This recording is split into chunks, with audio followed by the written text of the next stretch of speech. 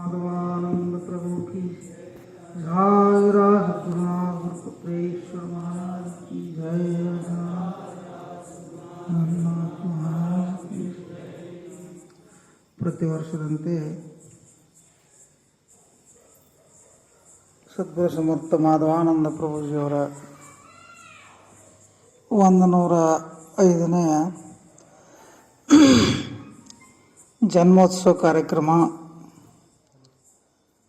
ಜಿಗೇರಿ ಸಂಪ್ರದಾಯದ ಎಲ್ಲ ಭಾಗಗಳಲ್ಲೂ ಸಹಿತ ಏನು ಆಶ್ರಮಗಳು ಸ್ಥಾಪನೆ ಆಗಿದಾವಲ್ಲ, ಎಲ್ಲ ಕಡೆ ಅವರವರು ತಮ್ಮ ಊರೊಳಗೂ ಕಾರ್ಯಕ್ರಮ ಮಾಡ್ತಾರೆ. ಇದು ಮೂಲ ಸ್ಥಾನ ಇಂಚಗೇರಿ. ಇಲ್ಲಿ ಸಹಿತ ಇವತ್ತು 4 ಗಂಟೆಯಿಂದ ಮಾಧವಾನಂದ ಪ್ರಭುಜಿಯವರ ಭಾವಚಿತ್ರದ ಭವ್ಯ ಮೆರವಣಿಗೆ ಸಂಗೀತ ಬಳಗದೊಂದಿಗೆ ಕನಿಷ್ಠ 2-3 ತಾಸುಗಟ್ಟಲೆ ಉತ್ಸವ ಮಾಡಿಕೊಂಡು ಈಗ ಕೊನೆ ಘಟ್ಟ ತೊಟ್ಟಲು ಕಾರ್ಯಕ್ರಮ. ಇಂಚಗೇರಿ ಸಂಪ್ರದಾಯ ಗುರು ಪರಂಪರೆ ಇದನ್ನು ಸ್ಥಾಪನೆ ಮಾಡಿದಂಥವ್ರು ಬಾಬಾಸಾಹೇಬ್ ಮಹಾರಾಜರು, ನಂತರ ಗಿರಿಮಲ್ಲೇಶ್ವರ ಮಹಾರಾಜರು. ಗಿರಿಮಲ್ಲೇಶ್ವರ ಮಹಾರಾಜರಂದರೆ ಮಾಧವಾನಂದ ಪ್ರಭುಜಿಯವರ ಗುರುಗಳು, ಅವರಿಗೆ ಉಪದೇಶ ಕೊಟ್ಟಂಥ ಗುರುಗಳು. ಮಾಧವಾನಂದ ಪ್ರಭುಜಿಯವರ ಜೀವನ ಚರಿತ್ರೆ ಅಂತೂ ಎಲ್ಲರಿಗೂ ಗೊತ್ತೈತೆ. ಯಾಕಂತಂದ್ರೆ ಸಣ್ಣ ವಯಸ್ಸದವ್ರು ಹಿಡ್ಕೊಂಡು ಮುಪ್ಪಾವಸ್ಥಿದ್ದಂಥವ್ರಿಗೆ ಅವರು ಅವತಾರಿ ಪುರುಷರು, ಯುಗಾವತಾರಿಗಳು. ಅವರು ಬಾಲ್ಯದಲ್ಲಿ ಸಹಿತ ಕೆಲವೊಂದು ಲೀಲೆಗಳನ್ನು ಮಾಡಿದ್ದಾರೆ. ಕೊನೆಗೆ ಅವರು ಒಂದು ಮಠಾಧೀಶರಾಗಿ, ಮಠಕ್ಕೆ ಗುರುಗಳಾಗಿ, ಇವೆಲ್ಲ ಪೀಠ, ಸಿಂಹಾಸನ, ಒಂದು ಗುರುತ್ವ ಇಷ್ಟಕ್ಕೆ ಸೀಮಿತ ಆಗಲಾರ್ದನ ಮಾಧವಾನಂದ ಪ್ರಭುಜಿಯವರು ತಮ್ಮ ಬಾಲ್ಯ ಅಂದರೆ 16-18ನೇ ವಯಸ್ಸಿನಲ್ಲಿ ಈ ಒಂದು ದೇಶದ ಸ್ವತಂತ್ರ, ಕರ್ನಾಟಕ ಏಕೀಕರಣ, ಗೋವಾ ವಿಮೋಚನೆ, ರಜಾಕರ ಹಾವಳಿಗಿಂತ ಕೆಲವೊಂದು ಎಲ್ಲ ಸಂದರ್ಭಗಳನ್ನು ಸಹಿತ ಅವರು ಅತ್ಯಂತ ಸೂಕ್ಷ್ಮವಾಗಿ ಸುಭಾಷ್ ಚಂದ್ರ ಬೋಸ್ ಅವ್ರ ಜೊತೆಗೆ, ಗಾಂಧೀಜಿಯವ್ರ ಜೊತೆಗೆ, ಆಗಿನ ಸಮಯದಲ್ಲಿ ಹೋರಾಟ ಮಾಡುವಂಥ ಹೋರಾಟಗಾರರ ಜೊತೆಗೆ ಒಡನಾಡಿ ತಾವು ಸಹಿತ ಸಾವಿರಾರು ಮಂದಿ ಅನುಯಾಯಿಗಳನ್ನು ಕರ್ಕೊಂಡು ದೇಶದ ಸ್ವತಂತ್ರ ಸಲುವಾಗಿ ಹೋರಾಟ ಮಾಡಿದಂಥವರು. ಆ ಒಂದು ಕರ್ನಾಟಕ ಏಕೀಕರಣದಲ್ಲಿ ಅವರು ಬಹಳ ಮಹತ್ವ ಪಾತ್ರ ವಹಿಸಿದ್ರು. ಅದನ್ನು ಆಗಿನ ಸಮಯದೊಳಗೆ ಈ ಒಂದು ಕರ್ನಾಟಕ ಸರ್ಕಾರದ ಮುಖ್ಯಮಂತ್ರಿಗಳಾದಂಥ ಕುಮಾರಸ್ವಾಮಿ ಅವರು ಅವರ ಮರಣಾನಂತರ ಅವರು ಒಂದು ಪ್ರಶಸ್ತಿಯನ್ನು ಮಾಧವಾನಂದ ಪ್ರಭುಜಿಗೆ ಕೊಟ್ಟಿದ್ದರು. ಇದರ ಅರ್ಥ ಅವರು ಯಾವಾಗಲೂ ಎಲ್ಲ ರಂಗದೊಳಗೂ ಅಂದರೆ ಅವತಾರಿಕರು ಅದು ಹೇಳ್ತಾರಲ್ಲ ಇದ್ರೊಳಗೆ, ಗೀತೆಯೊಳಗೆ, ಭಗವದ್ಗೀತೆ ಒಳಗೆ, ಯದಾ ಯದಾ ಹಿ ಧರ್ಮಶ್ಯ ಗ್ಲಾನಿರ್ಭವತಿ ಭಾರತ ಅಭ್ಯುತ್ಥಾನಮಧರ್ಮಶ್ಯ ತದಾತ್ಮಾನಾಂ ಸೃಜಾಮ್ಯಹಂ ಪರಿತ್ರಾಣಾಯ ಸಾಧೂನಾಂ ವಿನಾಶಾಯ ಚ ದುಷ್ಕೃತಂ ಧರ್ಮ ಸಂಸ್ಥಾಪನಾರ್ಥಾಯ ಸಂಭವಾಮಿ ಯುಗೆ. ಅಂದರೆ ಯಾವಾಗ ಭೂಮಿ ಮೇಲೆ ಅಧರ್ಮ ಹೆಚ್ಚಾಕತಿ ಅವಾಗ ಅವತಾರಿಕರು ಜನ್ಮ ತಾಳ್ತಾರೆ, ಆ ಒಂದು ಧರ್ಮ ಸ್ಥಾಪನಾ ಕಾರ್ಯವನ್ನು ಮಾಡ್ತಾರೆ. ತಾವೆಲ್ಲ ದಿನಾಲು ನೋಡ್ತಿರ್ತಾರೆ ಕೃಷ್ಣ ಅವತಾರದ ಸಮಯವನ್ನು, ರಾಮನ ಅವತಾರದ ಸಮಯವನ್ನು. ಅವರ ಭೂಮಿ ಮ್ಯಾಗ ಅಧರ್ಮ ಹೆಚ್ಚಾದಾಗ ಧರ್ಮ ತಾಳೆ ಬಂದು ಧರ್ಮ ಸ್ಥಾಪನಾ ಕಾರ್ಯವನ್ನು ಮಾಡಿ ಈ ಒಂದು ದುಷ್ಟಮರ್ದನ ಶಿಷ್ಟ ಪರಿಪಾಲನಾ ಇಂಥ ಒಂದು ಮಹಾನ್ ಕಾರ್ಯದಲ್ಲಿ ಭಾಗಿಗಳು ಅವತಾರಿಕರಾಗಿರ್ತಾರೆ. ಅದೇ ರೀತಿ ಮಾಧವಾನಂದ ಪ್ರಭುಜಿಯವರು ಈ ಸಂಪ್ರದಾಯದಲ್ಲಿ ಗುರುಗಳು ಮಾಡಿಕೊಂಡು ಸಾಧನೆಯನ್ನು ಮಾಡಿದರು. ಯಾಕಂದ್ರೆ ಅವರು ಇತಿಹಾಸ, ಅವ್ರು ನಡೆದು ಬಂದಂಥ ದಾರಿ ವರ್ಣನೆ ಮಾಡೋಕ್ಕೆ ಕೂತ್ರೆ ಒಂದು ದಿವಸ ಸಾಲಂಗಿಲ್ಲ. ಸಂಕ್ಷಿಪ್ತವಾಗಿ ಯಾಕಂದ್ರೆ ಅವರು ನಾವು ಇವತ್ತು ತೊಟ್ಟಿಲು ಕಾರ್ಯಕ್ರಮ, ಜನ್ಮೋತ್ಸವ ಕಾರ್ಯಕ್ರಮ ಆಚರಣೆ ಮಾಡುವಂಥ ಸಂದರ್ಭ, ಅವರ ಇಷ್ಟೊಂದು ಮಹತ್ವ ಕೊಡ್ತಾರೆ. ನಿತ್ಯ ನೇಮಿ ದೇವ ಭೇಟಿ, ನಿತ್ಯ ನೇಮಿ ಬಹುಸಾಗರ ತುಟಿ, ನಿತ್ಯ ನೇಮಿ ಪಾವಿ ಜೊತೆ ಉತ್ತಮ ಪದ. ಅವ್ರು ಏನೋ ತಮ್ಮ ಶಬ್ದದಾಗ ಹೇಳ್ತಿದ್ರು, ಅವರು ನಾವು ಏನೋ ಸಾಧಿಸಬೇಕಾದ್ರೆ ಸಹಿತ ಧ್ಯಾನ ಉಪಾಸನ ನಿತ್ಯ ನಿಯಮ ಬಹಳ ಅವಶ್ಯಕತೆ ಐತಿ. ಅದರಿಂದನೇ ಎಲ್ಲ ಸಾಮರ್ಥ್ಯವನ್ನು ಗಳಿಸೋಕೆ ಶಕ್ಯತೆ ಇರತ್ತೆ ಅವರು ಮಾಧವಾನಂದ ಪ್ರಭುಜರು. ಯಾಕಂದ್ರೆ ದಿನನಿತ್ಯ ದಿನ ಒಂದು ಪವಾಡಗಳನ್ನ ಮಾಡೋರು ಅವರು. ಅದನ್ನು ನಾ ಮಾಡಿನದ್ದು ಯಾವುದು ಗೊತ್ತಿದ್ದಿಲ್ಲ. ಒಮ್ಮೆಲ್ಲೂ ತಮ್ಮ ಅನುಯಾಯಿಗಳ ಜೊತೆಗೆ ಇಲ್ಲಿ ಹೋಗೋ ಟೈಮ್ದಾಗ ಸದಾಕಾಲ ಅವ್ರು ಹೇಳ್ತಾರಲ್ಲ, ಯಾವಾಗ ನೋಡಲು ಲಿಂಗ ಪೂಜೆ ಆಗುತ್ತೆ, ಯಾವಾಗಲೂ ನಾಮಸ್ಮರಣೆ ತೊಡಕುವಂಥ ಒಂದು ಸ್ವಭಾವನ ಅವರು ಅಳವಡಿಸ್ಕೊಂಡಿದ್ರು. ಅಂತಂದ್ರೆ ಈಗ ಒಬ್ಬ ಹಾಲು ಕುಡಿತಾನ, ವ್ಯಾಯಾಮ ಮಾಡ್ತಾನ, ಶಕ್ತಿ ಬರ್ತೈತಿ, ಅವಾಗೇನು ಅನಿಸ್ತೈತಿ ನನ್ನ ಶಕ್ತಿ ಎಟ್ಟೈತೆ ಪರೀಕ್ಷೆ ಮಾಡ್ಬೇಕು ಅನ್ನೋ ಹವ್ಯಾಸ. ಅವನ ಜೋಡಿ ಗಡಿ ಹುಡುಕಾಡ್ತಾನೆ, ಕುಸ್ತಿ ಹಿಡಿತಾನ. ಹಂಗೆ ಜ್ಞಾನಿಗಳಿಗೆ ಸಹಿತ ಏನಾದರೂ ಒಂದು ಪರೀಕ್ಷೆ ಮಾಡಿ ನೋಡ್ಬೇಕಂತ ಒಂದು ಮನಸ್ಸಿನೊಳಗೆ ಬಂದು ಬಿಟ್ಟಿರ್ತೈತಿ ಅದು. ಅದನ್ನು ಅಂದರೆ ಈ ಸ್ವತಂತ್ರ ಪೂರ್ವದೊಳಗೆ ಅವರು ಸಾಧನೆ ಮಾಡಿ ಎಲ್ಲೋ ಒಂದು ಊರಿಂದ ಊರಿಗೆ ಹೋಗಿ ರೈಲ್ವೆ ಪ್ರವಾಸ ಮಾಡಕ್ಕೆ ಹೊಂಟಿದ್ರತ್ತ ಅವ್ರು ಮಾಧವನ ಅವ್ರ ಜೊತೆಗೆ ಯಾರ್ಯಾರು ಇದ್ರತ್ತ. ಇವೆಲ್ಲ ಯಾಕಂದ್ರೆ ಆಗಿ ಹೋದಂಥ ಘಟನೆಗಳು, ಎಲ್ಲಿ ಕಾಲ್ಪನಿಕ ಕಥೆಗಳು, ಎಲ್ಲೋ ಏನೋ ಸುಳ್ಳು ಕಟ್ಟು ಕಥೆಗಳು, ಹಾಗೇನಲ್ಲ. ಆ ಘಟನೆ ನಡೆದಂಥ ಘಟನೆ ಅದು. ಅವರು ಮಾಧವಾನಂದ ಪ್ರಭುಜಿಯವರು ಸುಮ್ಮನೆ ಸ್ವಲ್ಪ ಏನೋ ಒಂದು ಎಷ್ಟರೇ ಇದರ ಪ್ರಭಾವ ಐತಿ, ಶಕ್ತಿ, ಧ್ಯಾನದ ಪ್ರಭಾವ ಸ್ವಲ್ಪ ಪರೀಕ್ಷೆ ಮಾಡ್ಬೇಕಂತ ಹೇಳಿ ಒಂದು 5-10 ನಿಮಿಷ ಇದ್ರೆ ಎಲ್ಲಿನ ಅಳಿಗಾಡು ಕೊಡಬಾರ್ದು ಅಂಥೇಳಿ ಒಂದು ಸ್ವಲ್ಪ ಶಕ್ತಿ ಪ್ರಯೋಗ ಮಾಡಕತ್ತಿರತ್ತವ್ರು. ಅವಾಗ ಗಿರಿಮಲೇಶ್ವರ ಮಹಾರಾಜರು ಪ್ರತ್ಯಕ್ಷ ಆದ್ರತ್ತ ಅವ್ರಿಗೆ. ಇಂಥ ಸಣ್ಣ ಚಿಲ್ಲರ ಕೆಲಸಕ್ಕೆ ಇಂಥ ಶಕ್ತಿ ಉಪಯೋಗ ಮಾಡಬೇಡ, ನಾಳೆ ಅಂಥ ಒಂದು ಮಹತ್ವವಂತ ಒಂದು ಸಮಯ ಬರ್ತೈತಿ, ದೇಶದ ಸ್ವತಂತ್ರ ತಗೋಬೇಕಾಗತಿ, ಕರ್ನಾಟಕ ಏಕೀಕರಣ, ಈ ದೇಶದ ಸಲುವಾಗಿ ನಮ್ಮ ಶಕ್ತಿಯನ್ನು ಪ್ರಯೋಗ ಮಾಡಬೇಕಾಗುತ್ತೆ. ಅಂಥದಕ್ಕೆ ಉಪಯೋಗ ಮಾಡುತ್ತಾ ಅವರು ಆಗಿಂದಾಗ ಬಂದು ಗಿರಿಮಲೇಶ್ವರ ಮಹಾರಾಜರು ಮತ್ತು ಉಪದೇಶವನ್ನು ಮಾಡಿದ್ರತ್ತ. ಅಂದರೆ ಅದರ ಅರ್ಥ ಜ್ಞಾನಿಗಳು, ಸಂತರು, ಶರಣರು ಈ ಒಂದು ಭೂಮಿ ಮೇಲೆ ಹುಟ್ಟಿ ಬಂದ ನಂತರ, ಯಾಕಂದರೆ ಕೃಷ್ಣನ ಅವತಾರಗಳನ್ನು, ಕೃಷ್ಣನ ಲೀಲೆಗಳನ್ನ ಸಾಕಷ್ಟು ನೋಡಿದ್ರಿ ನೀವೆಲ್ಲ. ಒಂದು ಮಹಾಭಾರತ ಅಂತ ಅದೊಂದು ದೊಡ್ಡ ಕಥೆ. ಅದೆಲ್ಲ ಆಗಬೇಕಾದ್ರೆ ಒಬ್ಬ ಅವತಾರಕ್ಕೆ 5 ಮಂದಿ ಪಂಚಪಾಂಡವರು ವಿಶ್ವಾಸಿಕರು, ನಂಬಿದಂಥವ್ರು, ಗುರು ನಂಬಿದಂಥವ್ರು. ಅವ್ರು 101 ಮಂದಿ ಇದ್ದರು, ಬಹಳ ಬಲಾಢ್ಯರಿದ್ದರು. ಕೌರವರ ಸೈನ್ಯ 18 ಅಕ್ಷೋಣಿ ಸೈನ್ಯ ಅಂತ ಹೇಳ್ತಾರೆ. ಅವ ಕೌರವನಿಗೆ 101 ಮಂದಿ ಮಕ್ಕಳು. ಮೇಲಾಗಿ ಕೌರವರಿಗೆ ಪಾಂಡವರಿಗೆ ಎಲ್ಲ ಥರದ ವಿದ್ಯೆಗಳನ್ನ ಕೊಟ್ಟಂಥವ ದ್ರೋಣಾಚಾರ್ಯ ಇದ್ದ. ಅವ ಕೌರವರ ಪಾಠಿನ. ಮತ್ತು ಇವ್ರಿಗೆಲ್ಲ ಮುತ್ತಜ್ಜ ಹಿರಿಯ ಮನುಷ್ಯ ಇದ್ದವ. ಅವ ಏನಪ್ಪ ಇಚ್ಛಾಮರಣಿ ಅವಂತವ ಭೀಷ್ಮಾಚಾರ್ಯ ಇದ್ದ. ಇಷ್ಟೆಲ್ಲ ಇದ್ರೂ ಸಹಿತ ಒಬ್ಬ ಅವತಾರಕ್ಕೆ ಬೆನ್ನು ಭೀಮ, ಅರ್ಜುನ, ನಕುಲ, ಸಹದೇವ, ಇವರು 4-5 ಮಂದಿ ಸತ್ಯ ಶಿಷ್ಯರು. ಅವ್ರ ಸತ್ಯದಿಂದ ನಡೆಯೋದ್ರ ಸಲುವಾಗಿ ಅವ್ರನ್ನ ಕಾಪಾಡಾಕ ಅವತಾರಿ ಪುರುಷ ಎಂದು ಬೆನ್ನು ಹತ್ತಿದ. ಅಲ್ಲಿ ದುಷ್ಟ ಮರ್ದನ, ಶಿಷ್ಟ ಪರಿಪಾಲನೆ, ನೀವೆಲ್ಲ ನೋಡಿರ ಕಥೆ ಸಾಕಷ್ಟು ಟಿವಿಯಾಗ ದಿನನಿತ್ಯ ಹೇಳ್ತೈತೆ. ಆದ್ರೆ ಸಹಿತ ಅದರ ಅರ್ಥ ನಾವು ಸಾಕಷ್ಟು ಅಧ್ಯಯನ ಮಾಡ್ಬೋದು, ಗ್ರಂಥಗಳು ಓದ್ಬೋದು. ಖರೆ ಅದರ ಅರ್ಥ ಏನೈತಂದ್ರೆ ಎಲ್ಲಿ ಸತ್ಯ ಐತಿ, ಎಲ್ಲಿ ಧರ್ಮ ಐತಿ, ಅದಕ್ಕೆ ಯದಾ ಹಿ ಧರ್ಮ ಶಿಗ್ರಹ ಅಂದ್ರೆ ಯಾವಾಗ ಅಧರ್ಮ ಹೆಚ್ಚಾಕೈತಿ ಅಲ್ಲಿ ಆತ್ಮಜ್ಞಾನಿಗಳು, ಅವತಾರಿಕರು ಜನನಾಕೈತಿ. ಆ ಒಂದು ಭೂಮಂಡಲವನ್ನು ಅವರ ಕಾಪಾಡ್ತಾರೋ, ಆಗಿನ ದುಷ್ಟ ಮರ್ದನ ಶಿಷ್ಟ ಪರಿಪಾಲನೆ ಮಾಡ್ತಾರೋ. ಈ ಒಂದು ನಿಟ್ಟಿನಲ್ಲಿ ಅವರು ಮಾಧವಾನಂದ ಪ್ರಭುಜಿಯವರು ನಡೆದು ಬಂದರು.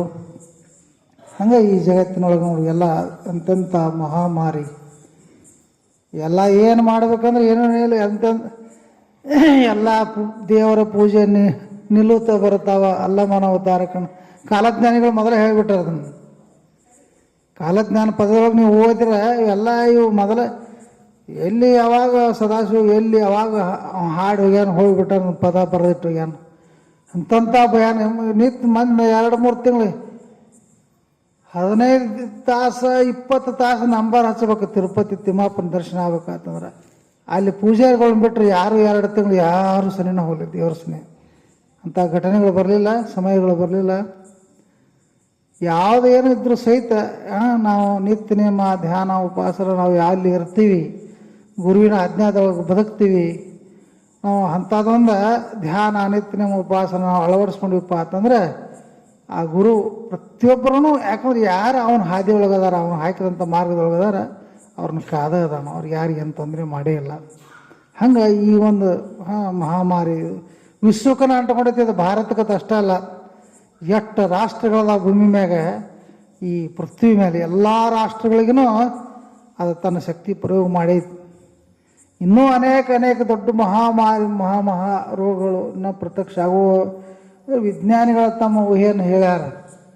ಆದರೂ ಸಹಿತ ಇವೆಲ್ಲದರಿಂದ ಪಾರಾಗೋದು ನಾವು ಎದರಿಂದಪ್ಪ ಅಂತಂದ್ರೆ ಸದಾಕಾಲ ಸತ್ಸಂಗ, ಸದ್ವಿಚಾರಗಳು, ನಾಮಸ್ಮರಣ, ಗುರುವಿನ ಮ್ಯಾಗ ವಿಶ್ವಾಸ. ಯಾಕಂದ್ರೆ ದೇಹ ಝಾವು ಅಥವಾ ರಾಹು ಪಾಂಡುರಂಗೆ ದೃಢ ಭಾವ. ಅವರು ಮರಾಠಿ ಶಬ್ದಗಳು ಹೇಳ್ತಾರೆ. ಅವ್ರು ಶರೀರ ಇರಲೇಬೇಕಾದ್ರೆ ಸಾಯಲಿಪ್ಪ, ಆ ಪರಮಾತ್ಮನಲ್ಲಿ ವಿಠ್ಠಲನ ಮ್ಯಾಗ ನಾವು ಸದಾಕಾಲ ಅವ್ರು ವಿಶ್ವಾಸ ಬೇಕಂತ ಹೇಳ್ತಾರಲ್ಲ, ಹಂಗೆ ವಿಶ್ವಾಸ ಫಲದಾಯಕ. ಅಂದ್ರೆ ಶರೀರ ಯಾವಾಗಿದ್ರೆ ನಾಶವಂತ, ಒಮ್ಮೆ ಇರ್ತೈತಿ ಬದುಕ್ತೈತಿ, ಸ್ವಲ್ಪ ದಿವಸ ಇರ್ತೈತಿ, ಮುಂದೊಂದು ದಿವಸ ಹೋಗಿಬಿಡ್ತೈತಿ. ಆತ್ಮನಿಗೆ ಸಾವುಗಳಿಲ್ಲ, ಹುಟ್ಟು ಸಾವುಗಳಿಲ್ಲ ಇಲ್ಲ ಆತ್ಮನಿಗೆ. ನಾವೆಲ್ಲ ಈ ಪ್ರತಿ ಶರೀರ ಈ ಒಂದು ಧಾರಣ ಮಾಡಿಕೊಂಡು ಈ ಆತ್ಮ ಗುರು ಸಿಗಲಾರದಕ್ಕೆ, ಉಪದೇಶ ಸಿಗಲಾರದಕ್ಕೆ 84 ಲಕ್ಷ ಜೀವರಾಶಿಗಳನ್ನ ಸಂಚಾರ ಮಾಡ್ತಾ ಈ ಬಂದೈತಿ ಆತ್ಮ. ಇದು ಅವರು ಜ್ಞಾನಿಗಳು ಹೇಳುವಂಥ ಮಾತು, ಶ್ರೇಷ್ಠವಾದಂಥ ಜನ್ಮ ತಾರ ಮಾನವ ಜನ್ಮ ದೊಡ್ಡದು. ಇವರೆಲ್ಲ ನಮ್ಮ ಮಾದೇವಪ್ಪಣ್ಣ ಹುಲಿಯಾಳ ಅವ್ರು ನೀವು ನೋಡಿರಲ್ಲ, ಅವ್ರ ಪದ್ಯಗಳನ್ನ ಕೇರಿ ಎಲ್ಲ ಕ್ಯಾಸೆಟ್ದಾಗ ಎಲ್ಲ ಮೊಬೈಲ್ದಾಗ ಸಹಿತ ಅವ್ರ ಪದಗಳದಾವ. ಅಂದ್ರೆ ತತ್ವ ಪದಗಳನ್ನು, ಈ ಕೈವಲ್ಯ ಪದಗಳನ್ನು ಅತ್ಯಂತ ಹಗಲ ರಾತ್ರಿ ಅವ್ರು ಕೂತು ಕೇಳಿ ಸಹಿತ ಬೇಸರ ಆಗ್ಬಾರ್ದು, ಅಷ್ಟು ಸುಂದರವಾಗಿ ಪದ ಹಾಡುವಂಥವ್ರು ಅವರು. ಅದರೊಳಗೆ ತಲ್ಲಿನ ಅದಂಥವ್ರು. ಅಂದ್ರೆ ಅದರ ಅರ್ಥ ಇವೆಲ್ಲ ಕಾಲಜ್ಞಾನವೂ ಆಗಲಿ, ಈ ಜ್ಞಾನಿಗಳು ಕೆಲವೊಂದು ಪದ್ಯಗಳಾಗಲಿ ಎಲ್ಲನೂ ಹೇಳಿದ. ದೂರವಿಲ್ಲವೋ ಮುಕ್ತಿ ಪಾರಮಾರ್ಥ ತತ್ವ ಸುಖ ಸೂರ್ಯಗೊಂಬು ಎತ್ತಿವರಿಗೆ ದೂರವಿಲ್ಲ. ನಾವು ಪಾರಮಾರ್ಥವನ್ನು ಅಳವಡಿಸ್ಕೊಂಡಿಲ್ಲ, ಅದರೊಳಗೆ ನಾವು ಮುಳುಗಿಲ್ಲ, ಜ್ಞಾನಿಗಳ ಮಾತು ಕೇಳಿಲ್ಲ, ಮಹಾತ್ಮರ ಮಾತು ನಾವು ಕೇಳಿಲ್ಲ ಅಂದಾಗ ನಮಗೆ ಅದರ ಅನುಭವ ಆಗಿಲ್ಲ ಅಂತ ಹೇಳ್ತಾರೆ. ನಾವೆಲ್ಲ ಹೆಂಗಪ್ಪ ನಾವು ಸುಮ್ಮ ಅವ್ರು ಮಾಧವಾನಂತರ ಮರಾಠಿ ಶಬ್ದ ದಾಸಬೋಧ ಬರುತ್ತೆ. ತುಟಕೆ ಮನ್ केले ತುಟಿಗೆ ಧ್ಯಾನ ಕೇಳಿ ಕಾಯಿ ಹಾತಾಸಲಿ ಸಂಗ ಅಂದ್ರೆ ಸ್ವಲ್ಪ ಎಲ್ಲ ಭಜನೆ ಎಲ್ಲ ನಿತ್ರ ಭಜನೆ ಕೇಳಕ್ಕೆ ಹೋಗೋದು, ಮತ್ತೆ ಅಲ್ಲಿದ್ದು ಬಿಟ್ಟು ಮತ್ತೆ ಯಾರು ಕೂಡ ಮಾತಾಡಕ್ಕೆ ಹೋಗೋದು. ಒಂದೆರಡು ಧ್ಯಾನ ಕೊಂಡೋಗ್ಬೇಕಾದ್ರೆ ಸರಿ ಹೋಗಿ ಒಂದು 5 ನಿಮಿಷ ಕೊಂಡೋದು ಮತ್ತೆ ಯಾವ್ದಾರು ಚಿಂತೆ ಎಬ್ಸ್ಕೊಂಡು ಮತ್ತೆ ಹೊರಗೆ ಹೋಗ್ಬಿಡೋದು. ತುಟಿಗೆ ಮನ ಏಕ ಒಟ್ಲಿ ತುಟಿಗೆ ಧ್ಯಾನ ಕೇಳಿ ಕಾಯಿ ಹಾತಾಸಲಿ ಸಂಗನ ಹಾಕಿರೋರು ಮಾಧವಾನಂದ ಪ್ರಭುಜರು. ಅಂದರೆ ಸುಮ್ಮನಪ್ಪ ಒಂದಿಟ್ಟು ಮಾಡಿದಂಗೆ ಮಾಡೋದು, ಎಲ್ಲರೂ ಮಾಡ್ತಾ ಇರ್ತ ಮಾಡಿದಂಗೆ ಮಾಡೋದು. ನಾವು ಇಚ್ಛಾ ಅಂದ್ರೆ ನಮ್ಮ ಇಚ್ಛಾ ಆತ್ಮ ಸಾಕ್ಷಿಯಾಗಿ ಮಾಡ್ಬೇಕತ್ತಿದ್ರು ಅವ್ರ ಜ್ಞಾನಿಗಳು. ಅಂದಾಗ ನಿಮಗೆ ಅಂಥ ಒಂದು ಮಹತ್ವವಾದಂಥ ಗುರಿಯನ್ನು ಮುಟ್ಲಕ್ಕೆ ಶಕ್ಯತಿ. ಇದು ಹೇಳ್ತಾರೆ ಅವ್ರ ಜ್ಞಾನಿಗಳು. ಮನಸ್ಸಿನ ಹೊಯ್ದಾಟವೇ ಮಹಾರೋಗ, ಮನಃಶಾಂತಿಯ ದಿವ್ಯ ಔಷಧ. ನಮ್ಮ ಮನಸ್ಸು ಎಲ್ಲಿವರೆಗೆ ಸ್ಥಿರ ಆಗಂಗಿಲ್ಲ, ಆತ್ಮನಲ್ಲಿ ಪರಮಾತ್ಮನ ಕಾಣಕ್ಕೆ ನಾವು ಪ್ರಯತ್ನ ಮಾಡೋಂಗಿಲ್ಲ, ಅಲ್ಲಿವರೆಗೂ ಇಷ್ಟು ಏನು ಹಿಂದೆ ಆಯುಷ್ಯ ಕಳೆದಿದೆಯಲ್ಲ ವ್ಯರ್ಥ. ಅದಕ್ಕೆ ಕ್ಷಣ ಒಂದು ಹೋಗಲು ಮೇರೆ ಕೊಟ್ಟರು. ಮನುಷ್ಯ ನಾಳೆ ಎಂಬವನ ಮನೆ ಹಾಳು, ನಾಳೆಯ ತನಕ ಜೀವಿಸಿರುವುದು ನಿಜವೇನು ಹೇಳು. ನಾಳೆ ತನಕ ಬದುಕ್ತೀವಿ ಅನ್ನೋದು ವಿಶ್ವಾಸ ಇಲ್ಲ. ನೋಡಲಿ ಮೊನ್ನೆಲ್ಲ ಮಹಾಪೌರ್ ಬಂದೋದು, ಎಷ್ಟೋ ಮಂದಿ ಕೊಚ್ಕೊಂಡು ಹೋದ್ರು, ದನಾಕರಗಳು ಕೊಚ್ಕೊಂಡು ಹೋದು. ಇವತ್ತು ಈಗ ಟಿವಿಯಾಗ ಬರತೈತಿ, ಎಲ್ಲೆಲ್ಲಿ ಆಲ್ಮಟ್ಟಿ ಡ್ಯಾಮ್ ಹತ್ತಕ್ಕೆ 3 ಸಲ ಈಗ 3 ದಿವಸ ಆತತ್ತು. ವಿಪರೀತ ಒಂದು ಕೇಳಲಾಕ ಆಗ್ಲಾರ್ದಂಥ ಶಬ್ದದಿಂದ ಢಮಾರತ ಆವಾಜ್ ಆಗ್ಲಾಗ್ತೈತಿ. ಯಾವಾಗ ಎಲ್ಲಿ ಯಾವ್ದು ಢಮಾರ್ ಹತ್ತೈತೆ ಗೊತ್ತಿಲ್ಲ, ಅದು ಯಾವಾಗ ಬರ್ತೈತೆ ಗೊತ್ತಿಲ್ಲ. ಅದಕ್ಕೆ ಸುಮ್ಮನೆ ನಾವು ಧ್ಯಾನ ನಿತ್ಯ ನಮ್ಮದಾಗ ತೊಳ್ಕೋದು ಅಷ್ಟೇ. ಗುರುಗಳು ಹೇಳಾರಲ್ಲ ಅಷ್ಟೇ ಮಾಡೋದು ನಾವು. ಇದೇನು ಅವ್ರು ಅಲ್ಲಿ ಆವಾಜ್ ಹಾಕತ್ತಿಲ್ಲ, ನಮ್ಮನೇನು ಮಾಡ್ತೈತೆ. ನಾವು ಮನ್ಯಾಗಿರ್ತೀವಪ್ಪ, ನಮ್ಮ ಹೆಣ್ಣು ಮಕ್ಳು ಹತ್ತಕ್ಕೆ ನಾವು ಕೂತಿರ್ತೀವಿ, ಇಟ್ಟು ಸನಿ ಬರಂಗಿಲ್ಲ ನೀವು ತಿಳ್ಕೊಂಡಿರ್ತೀರಿ. ಯಾವಾಗ ಎಲ್ಲಿ ಢಾಮ್ ಮಾತೈತೆ ಗೊತ್ತಿಲ್ಲ. ಅದು ಅಂದ್ರೆ ಅದರಿಂದ ಹಂಗೆ ಐತದ. ಅದಕ್ಕೆ ಅವ್ರ ಜ್ಞಾನಿಗಳು ಸಂತರ ಶರಣ. ನೀ ಎಲ್ಲೇ ಇರ ಸಾಯೋದಂತ ಗಚ್ಚ, ಸಾಯೋ ಲೆಕ್ಕರೆ ಪ್ರಪಂಚದ ವಾಸನಾದಿಗಳು ಹಿಡ್ಕೊಂಡು ಸಾಯಬೇಡ. ಆ ಗುರುವಿನ ಧ್ಯಾನ ನಿತ್ಯ ನೀವು ಉಪವಾಸನ ಹಿಡ್ಕೊಂಡು ಸತ್ರ ಅಟ್ರ ಸಲಾಗಿ ಬಂದೈತೆ ಜೀವನ್ ಮುಕ್ತ ಆಗ್ಲಕ್ಕೆ, ಅದು ಮುಕ್ತ ಆಗಿಬಿಡ್ತಿಪ್ಪ ಅಂತ ಹೇಳ್ತಾರೆ ಅವ್ರು. ಅದು ಹೆಂಗಂದ್ರೆ ಒಬ್ಬ ವಯಸ್ಸ ಒಂದು ಭಾಳ ಶ್ರಮ ಪಟ್ಟಿದ್ದ, ದುಡ್ದದ್ದ. ಅವಾಗ 4 ಮಂದಿ ಮಕ್ಕಳಿದ್ರು. ಭಾಳ ದೊಡ್ಡದ, ಒಂದು 4-5 ಎಕರೆ ಜಮೀನು ಇದ್ದದ್ದು, 70 ಎಕರೆ ಗಟ್ಟಲೆ ಗಳಿಸಿಬಿಟ್ಟಿದ್ದ. 70 ಎಕರೆ ಗಳಿಸಿದ್ದ. ಒಂದು 1.5 ಕೋಟಿ ರೂಪಾಯಿ ಖರ್ಚು ಮಾಡಿ ಮನೆ ಕಟ್ಟಿದ್ದ. ಭಾಳ ಸುಂದರವಾಗಿ ಮನೆ ಕಟ್ಟಿದ್ದ. ಅವೆಲ್ಲ ಮನೆ ಪನಿ ಮುಗಿದ್ರಾಗ ಅವನಿಗೂ ಒಂದು 70-75 ವಯಸ್ಸಾಗಿದ್ದು. ಕೊನೆಗೆ ಅದೇನೋ ಭಾಳ ಎಲ್ಲ ಓಡಾಡಿ ಓಡಾಡಿ ಶಕ್ತಾಗಿದ್ದ. ಆರಾಮ್ ತೆಗ್ತಿ. ಈಗೇನು ಬಂದೈತೆ 2 ದಿನ ಕೆಮ್ಮು ನೆಗಡಿ ಬರ್ತೈತಿ, 3ನೇ ದಿವ್ಸಕ್ಕೆ ಜ್ವರ ಬರ್ತಾವೆ, 4ನೇ ದಿವ್ಸಕ್ಕೆ ದವಾಖಾನೆ, 5ನೇ ದಿವ್ಸಕ್ಕೆ ಪ್ಯಾಕ್ ಮಾಡಿಬಿಡ್ತಾರೆ. 7 ಪದರ ಏನೋ ಹಾಕ್ತಾರದು ಪ್ಲಾಸ್ಟಿಕ್ದು ಹಾಕಿ ಪ್ಯಾಕ್ ಮಾಡಿ. ಎಂಥವ್ರನ್ನ 15 ಫುಟ್ ಎತ್ತರ ಬೇಕಾದ ಕಡಾನ ಬಿಟ್ಬಿಟ್ಟಾರೆ. ಮೊನ್ನೆ ಟಿ ವಿಯಾಗ ನೋಡ್ತೀವಿ ವಿಚಿತ್ರ ಘಟನೆಗಳೆಲ್ಲ. ಎಂದೂ ಕಂಡು ಇರಲಾರಂಥ ಘಟನೆಗಳು ನಡೆದಾವೆ. ಆವಾಗ ಅವ್ನು ಸ್ವಲ್ಪ ಆರಾಮ್ ತೆಪ್ತು, ವಯಸ್ಸಾಗಿತ್ತು. ಅವಾಗೆಲ್ಲ ಮಾಡಿದ ಪ್ರಯತ್ನ ಭಾಳ ಮಾಡಿದ್ದು, ಮನೆ ಕಟ್ಟಿದ್ದ, ಜಮೀನು ಗಳಿಸಿದ್ದ, ಎಲ್ಲ ಮಾಡಿದ್ದ. ಆತಪ್ಪ ಸ್ವಲ್ಪ ಆರಾಮ್ ತೆಪ್ಪಿದ ಕೂಡಲೇ ಅಲ್ಲೇಟ್ ತೋರಿಸಿ ಇಲ್ಲೇಟ್ ತೋರಿಸಿ ಹಂಗಟ್ಟು ಹಿಂಗಟ್ಟು ಊಟನೂ ಬಂದಾತು. ಊಟ ಗಂಜಿ ಕುಡಿದು ಬಂದು ಮಾಡಿದ. ನೀವು ಸಾಯ್ತಾನೆ ಅಂಬಲ್ಲ ಅಂತೇಳಿ ಅವ್ರ ಮಕ್ಕಳು 4 ಮಂದಿ ಕುಡಿ ಕೇಳ್ತಿದ್ರು. ಅವ್ರು ಇಷ್ಟೆಲ್ಲ ಜಮೀನು ಗಳಿಸಿದಿ, ಇಂಥ ದೊಡ್ಡ ಮನೆ ಕಟ್ಟಿದಿ, ಭಾಳ ಗಳಿಸಿರ್ಬೇಕಲ್ಲ ನೀ ಅಂದ್ರೆ ಅವ್ರು. ಹ್ಞೂ ಅದ್ ಎಲ್ಲ ಮಾತು ಬಂದಾಗಿದ್ದು. ಹ್ಞೂ ಹತ್ತಿದ್ದು ಹಂಗೆ. ಮತ್ತು ದಿನ ಗಂಟೆ ಪಂಟೆ ಎಲ್ಲಿ ಇಟ್ಟಿದ್ದು ಕೇಳ್ತಿದ್ರು ಅವ್ರು. ಸಾಯಲಾಗ್ತಾನೆ ಅವ್ನು ಉಳಿಸ್ಕೊಳಕ್ಕೆ ಪ್ರಯತ್ನ ಮಾಡೋರು. ಇನ್ನೂ ಭಾಳ ಗಳಿಸಿದ್ಲ, ಅದನ್ನೇ ಎಲ್ಲಿ ಇಟ್ಟಿದ್ದು ಕೇಳ್ತಿರು ಅವ್ರು. ಅವ್ನು ಬರೀ ತಲೆಯಾಗಿ ಆಡಿಸ್ತದ್ದು ಅಂತ. ಇವ ಎಲ್ಲೋ ಸಾಕಷ್ಟು ಗಳಿಸ್ಯಾನ, ಇನ್ನೂ ಲಕ್ಷಗಟ್ಟಲೆ ಎಲ್ಲೋ ಕೋಟಿಗಟ್ಟಲೆ ರೊಕ್ಕ ಇಟ್ಟಾನ. ಡಾಕ್ಟ್ರ್ ಚಲೋ ಡಾಕ್ಟ್ರ್ ಅಂತ ನಾವು ಸ್ವಲ್ಪ ಇಂಜೆಕ್ಷನ್ ಉಪಚಾರ ಮಾಡಿದ್ರೆ ಅವ್ನು ಮಾತಾಡಿ ಬಡ ಬಡ ಹೇಳ್ತಾನೆ. ಹೇಳಿದಾಗ ನಾವು ಬರ್ಕೊಂಡು ಬಡ ಬಡ ವಸೂಲು ಮಾಡ್ಕೊಳಕ್ಕೆ ಬರುತ್ತೆ ಅವ್ರ ತಲೆ ಆಗ್ತದೆ. ಮಾಡಿಗಿಸಿಂದ ಅವರು ಡಾಕ್ಟ್ರನ್ನ ಕೇಳಕ್ಕೆ ಹೋದವರು, ಹಿಂಗಾಗೈತಿ ಎಲ್ಲ. ಅವ್ನು ಹೇಳಿದ 25,000 ರೂಪಾಯಿಗೆ ಒಂದು ಇಂಜೆಕ್ಷನ್ ಬರ್ತೈತಿ. ಅದನ್ನು ಚುಚ್ಚಿದೆವು ಅಂದ್ರೆ 2 ನಿಮಿಷ ಮಾತಾಡ್ತಾನೆ ಅವನು. ಮತ್ತು ಗಪ್ಪ ಆದವ್ರು ಮತ್ತು 25,000 ಇಂಜೆಕ್ಷನ್ ಅವರು 2 ನಿಮಿಷದಾಗ ಎಲ್ಲ ಹೇಳ್ತಾನು ಅಂದವ್ರು. ಕರೀಸ್ರಿ ಡಾಕ್ಟ್ರ್. ನೀವು ಏನು ಮಾಡ್ತಿದ್ದ, ಬಾಯಿ ಬಂದಾಗಿತ್ತು, ಕಣ್ಣು ಬೆಳಗಾಗಿದ್ದು, ಆ ಕಡೆ ನೋಡವ ಈ ಕಡೆ ನೋಡವ, ಆ ಕಡೆ ಮನೆ ಕಡೆ ಕೈ ಮಾಡವ, ದನಗಳ ಕಡೆ ಕೈ ಮಾಡವ, ಮಂದಿ ಕಡೆ ಕೈ ಮಾಡವ. ಅವ್ರಿಗೆ ಇವ ಹೆಂಗೆ ಮಾಡಾಕ್ತಿದ್ದ, ತ್ರಾಸಾಗಿ ಇವು ನಡೆಸಿದ್ದ. ಅವ್ರಿಗೆ ಏನಿಸ್ತು, ಈ ಕಡೆ ಎಲ್ಲ ಕೈ ಮಾಡ್ತಾನಂದ್ರೆ ಎಲ್ಲೇ ಏನೋ ಹೋಗದಾನೆ, ಬಂಗಾರ ರೊಕ್ಕ ಹೋಗೋದಂತ ಅವ್ರ ತಲೆಯಾಗ. ಗಪ್ಪನ ಒಂದು ಇಂಜೆಕ್ಷನ್ ಮಾಡಿದಂದ್ರೆ ಬಡ ಬಡ ಹೇಳಿಬಿಡ್ತಾನು, ತಕ್ಕೊಳ್ಳು ಅಂತ ಅವ್ರು ವಿಚಾರ ಮಾಡಿ ಕರ್ಕೊಂಬಂದ್ರೆ ಡಾಕ್ಟ್ರ್. ಅವ ಹೇಳ್ದ, ಇಂಜೆಕ್ಷನ್ ಮಾಡೋಕ್ಕಿಂತ ಮೊದಲು ಹೇಳ್ದ 25,000 ರೂಪಾಯಿ ಮೊದಲು ಕೊಡ್ರಿ ನನಗಂತ. ಹಿಂದಿಗಡೆ ಕೈ ಕೊಟ್ರೆ ನಾ ಏನು ಮಾಡಲಿಲ್ಲ. ನಾವು ಈ ಕರೋನಾದ ಪರಿಸ್ಥಿತಿ ಹಂಗೆ ಬಂದೈತಿ. ದವಾಖಾನೆಗೆ ಅಡ್ಮಿಟ್ ಮಾಡ್ಕೊಳ್ಳಿ, ಮೊದಲು 2.5 ಲಕ್ಷ ರೂಪಾಯಿ ತುಂಬಿದಾಗ ಅಡ್ಮಿಟ್. ಆಮ್ಯಾಗ ಮುಂದಿನ ಟ್ರೀಟ್ಮೆಂಟ್ ಚಾಲು, ಅನ್ಕಾವಟಿ ಸಾತ್ರ 2.5 ಲಕ್ಷನೂ ಅಲ್ಲೇ ಹೋದವು. ಹೀಗಾಗಿ ಡಾಕ್ಟ್ರ್ ಬಂದ ರೊಕ್ಕನೂ ಕೊಟ್ರು ಅವ್ರು. ಮತ್ತು ಎಲ್ಲೆಲ್ಲ ಕೋಟಿಗಟ್ಟಲೆ ರೊಕ್ಕ ಹತ್ತು ಮಾತೈತಿ. 25,000 ರೂಪಾಯಿ ಆದ್ರೆ ಹೋಗ್ಲಕತ್ತೆ. ಕೊಟ್ಟ ಕಿಶಿಂದ ಇಂಜೆಕ್ಷನ್ ಮಾಡಿಸಿದ್ರು. ಅವು ಏನು ಮಾಡಿದ್ರು ಒಮ್ಮೆಗಿಲ್ಲ, ಇಂಜೆಕ್ಷನ್ ಪ್ರಭಾವ ಭಾಳ ಜೋರು. ಚಟ್ನ ಏನು ಎದ್ದು ಕೂತಲ್ಲ. ಸುಳಿ ಮಕ್ಕಳ ಎಮ್ಮಿ ಕರ ಕಸಬರಿಗಿತ್ತನ ಆಗತೈತೆ. ನೀವೇನು ಮುಂದೆ ಬಾಳೆ ಮಾಡ್ಕೊಂತಿರ್ತೀರ ನಾವು ಮಾತು ಗಾಪನ ಬಿದ್ದು ಬಿಟ್ಟು ಮುಗಿತು. 25,000 ರೂಪಾಯಿ ತೆಗೆದು ಕಸಬರಿಗೆ ಅದಕ್ಕೆ ಹೇಳಿಬಿಟ್ಟ. ಇದು ಇಟ್ಟ ಐತೆ ಅಂದಾರ ಹಂಗಟ್ಟು ಹಿಂಗಟ್ಟು ಮಾಡಿ ಅದನ್ನು ಬಿಟ್ಟು. ಅಂದ್ರೆ ಜೀವನ ಅನ್ನೋದು ಇಷ್ಟು ಸೂಕ್ಷ್ಮ ಐತಿ. ಅವ ಏನೆಲ್ಲ ಮಾಡಿದ್ದ ಖರೆ, ಇವ್ರಿಗಿನ್ನ ಅಪೇಕ್ಷೆ ಮಾತು ಹೆಚ್ಚು. ಅಂದ್ರೆ ಪ್ರಪಂಚ, ಮಾಯಾ, ಸಂಸಾರ, ಸಂಪತ್ತಿನ ಮೇಲೆ ಭಾಳ ಹರಿದಾಡ್ತಿರ್ತದೆ ಮನಸ್ಸು.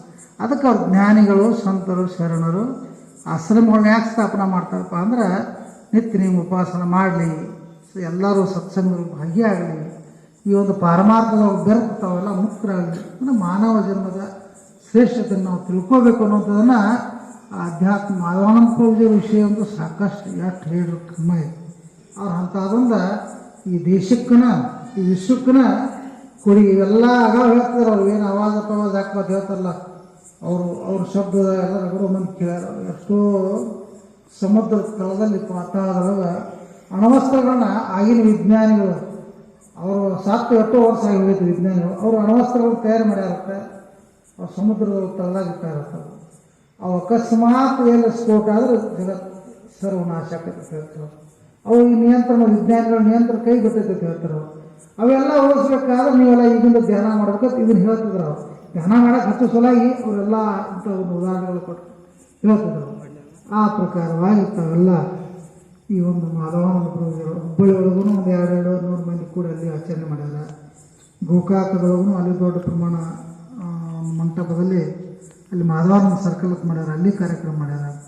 ಹೀಗೆಲ್ಲ ಆಶ್ರಮದಲ್ಲಿ ರೊಟ್ಟಿ ಇನ್ನೂ ಅನೇಕ ಆಶ್ರಮದಲ್ಲಿ ಈ ಒಂದು ಮಾಧವಾನಂದ ಪ್ರಭುಜಿಯವರ ಉದ್ಧಾರ ಪುರುಷರ ಒಂದು ಜನ್ಮೋತ್ಸವವನ್ನು ಮೊದಲೆಲ್ಲ ಈ ಎಲ್ಲ ಕರೋನಾ ಮಹಾಮಾರಿ ಕರೋನಾ ಇದಕ್ಕಿಂತ ಪೂರ್ವದಲ್ಲಿ ವೈಭವಿತವಾಗಿ ಉತ್ಸವ ಪ್ರವಚನ ಎಲ್ಲ ನಡೀತಿದ್ದು.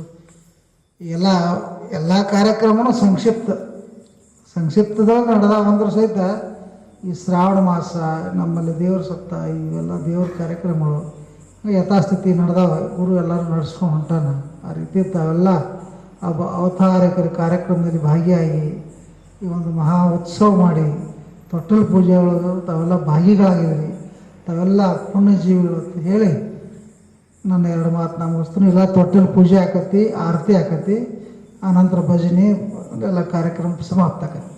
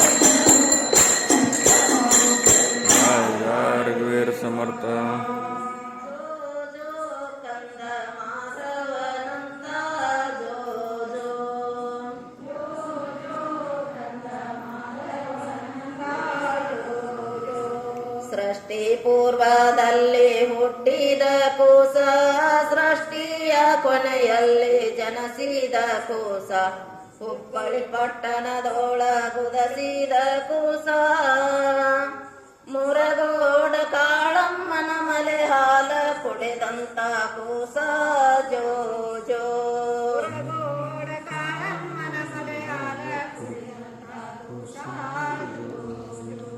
ರನ್ನ ತೊಟ್ಟಿಲದೊಳಗಾಡಿದ ಕೂಸ, ಹೊನ್ನ ಸೃಷ್ಟಿ ನಿರ್ಮನ ಮಾಡಿದ ಕೂಸ, ರವಿ ಕೋಟಿ ತೇಜದೆ ಹೊಳೆಯುವ ಕೂಸ, ಇಂಥ ಬಡಿವಾರ ಭವದೋಳು ಮೆರೆದಂತ ಕೂಸ ಜೋ ಜೋ.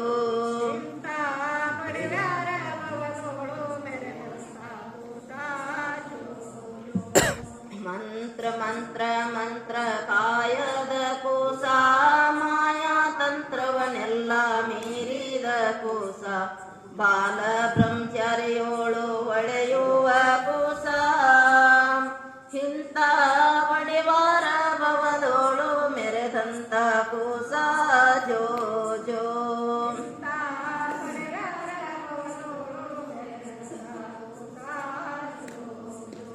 ಭಾರತ ಬಂಧನ ಬಿಡಸಿದ ಕೂಸ, ಬಡವರಿಗೆ ಭಾಗ್ಯವ ಕೊಟ್ಟಂತ ಕೂಸ, ಜಾತ್ಯತೀತತೆಯನ್ನು ಸಾರಿದ ಕೂಸ, ಮುದದಿ ಹಿಂದೂ ಮುಸ್ಲಿಂ ಐಕ್ಯಗೊಳಿಸಿದ ಕೂಸ ಜೋ ಜೋ.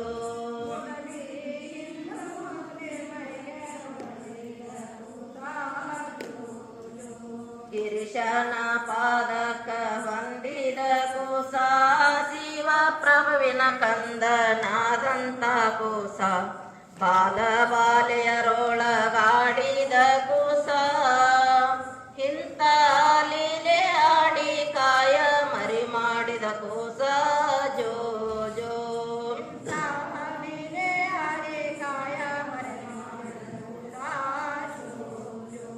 ಶರಣು ಶರಣೀಯರ ಸಭೆಯೋಳು ನಾವು, ಕಣ್ಣೆ ಮುತ್ತೈದ್ಯಾರೆಲ್ಲರೂ ನಾವು, ಮಾಧವನ ತೊಟ್ಟಿಲ ತೂಗುತ್ತ ನಾವು, ನಂದ